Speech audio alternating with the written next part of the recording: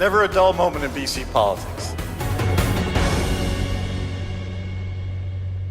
Well, 4 weeks ago, I said this election was Adrian Dix's to lose, and he lost it in spectacular fashion. Christy Clark and the Liberals ran a brilliant campaign. It made pollsters and pundits like me look like idiots, and it leaves the NDP in opposition for another 4 years. Elections belong to the voters, and the voters have decided, and it's our responsibility, our duty, to accept that decision. It's those citizens who every day make our province tick. And they don't live and breathe politics every single day, but they live and breathe their communities, their jobs, the people that they love. And when they do turn their minds to politics, they make our democracy work.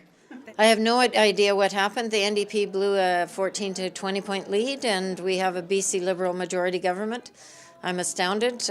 We do have a Green elected in Oak Bay Gordon Head, Andrew Weaver. We're very delighted with that. Well, full credit to Clark for her incredible upset win. But for the NDP, there's going to be a lot of questions about how they screwed up. Clearly, the NDP ran a campaign that lost the election. They were up to 20 points ahead before the writ was dropped, and 28 days later, they're 6 points behind. That's called blowing the election. People said they were 5-minute Socrates. Well, maybe there were some 5-minute Liberals last night. I don't know, but one party had a narrative. They talked about building jobs and an economy, and the other party didn't seem to have a narrative on the issue that mattered most on Election Day. The NDP have lost the popular vote in 5 straight elections with 3 different leaders.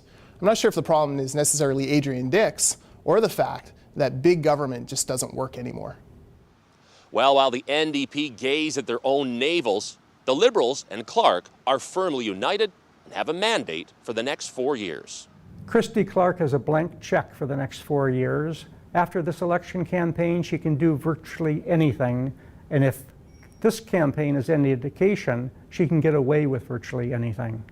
Where she'll go with her speech is kind of interesting because suddenly themes around sustainability and equity were things that she chose to draw from other campaigns and include in her speech.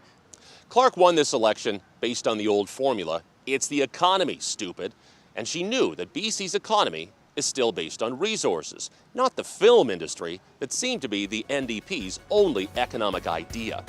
It remains to be seen if Clark can deliver on balanced budgets and more jobs as she promised, but she deserves a honeymoon to get down to work. For This Week in BC, I'm Sean Leslie.